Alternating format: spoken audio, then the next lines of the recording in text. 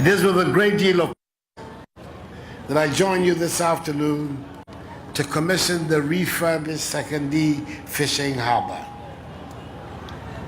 The refurbishment was begun by my predecessor, and the completion of the project by my government is evidence of the pledge I made in the run-up to the 2016 general elections that I will not abandon any project merely because it was started by previous governments.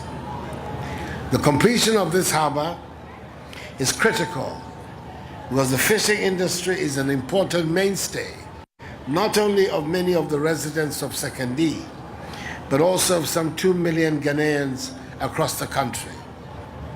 I extend our sincere appreciation to the government and people of Japan, who through the Japan International Cooperation Agency, JICA, are responsible for the technical and financial support given to this project. We cherish the strong bonds of cooperation and friendship that exist between our two countries, which are characterized by mutual respect. Now, ladies and gentlemen, as you are aware, 70% of Earth's surface is made up of water and account for the very origins of life as we know it. The world's water bodies provide food and sustenance, mineral resources, energy, employment and livelihoods, transport and recreation. Indeed, on our part, not only does fish constitute a substantial portion of the Ghanaian diet, fisheries are essential to the livelihood and economy of Ghana. Indeed, the fishing industry accounts for some 4% of our gross domestic product GDP and provides many employment opportunities for our young men and women. That is why the welfare of our fisher folks should be of the utmost importance to government. It is clearly important for my government, and that is why upon my assumption of office in January last year, I appointed a full minister to oversee the activities of the sector, just as was done during the period of the second president of the Fourth Republic, His Excellency John Agyekum Kufuor. The harbour witnessed its first rehabilitation in 2005 under the Kufuor-led MPP government. Residents can attest to the significant boost it provided the fishing industry here as the fisher and trader populations increased.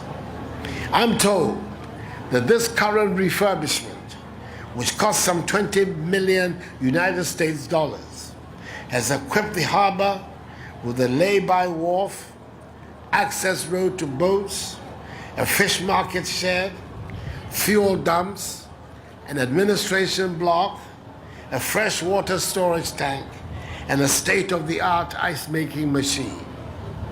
This ice-making machine has the capacity to produce some 30 tons of ice per day to preserve the catch, as against the previous capacity of 15 tons of ice per day. We should expect a substantial rise in the activities of our fisher folk and traders here in Sekondi and in surrounding communities. Now, ladies and gentlemen, it has always been said that one of our major challenges is our poor maintenance culture. The deterioration of infrastructure, largely as a result of our inability, deliberate or otherwise, to maintain them, continues to be a serious drain on scarce resources. It is of the utmost necessity that we cultivate a solid culture of maintenance. I'm hereby charging the Ghana Ports and Harbours Authority, responsible for supervision of this facility, to take good care of it in order to protect the $20 million investment for current and future generations. Let me use this opportunity, ladies and gentlemen, to reiterate the unwavering commitment of government to protect the territorial integrity of our country. Ghana's waters are recognized internationally as being very safe. We will not allow pirates or criminals to rob us of this hard-won reputation and create a sense of insecurity on our waters. To the 14 tuna fishing companies that are reported to have recently halted operations due to the menace posed by the pirates, I urge them to resume. They have the full assurance of government of their protection and safety as they go about their day-to-day activities. We will not leave them to fight this menace alone. The full force of the state's security apparatus is being marshaled to curb the threats of piracy. To our fisher folk across the country, plans are underway for the construction of mini fishing harbors and landing sites across the coastal belt of our country. Already, government has signed an agreement with the Chinese government for the establishment of the Jamestown Fishing Port Complex at a cost of some $50 million United States dollars, with construction scheduled to commence this year. Under the Fisheries Sector Infrastructural Development Program, the Ministry of Fisheries will commence the development of 3 landing sites at Winneba, Mumford, and Axim, rehabilitate 3 public hatcheries at Via, Sankana, and Doma Hinkro, rehabilitate 3 fish health laboratories at Takoradi, Koforidua, and Kumasi, complete and commission the Anamabo Fisheries College, and refurbish the Tema Boat Yard to increase productivity of fisher folk.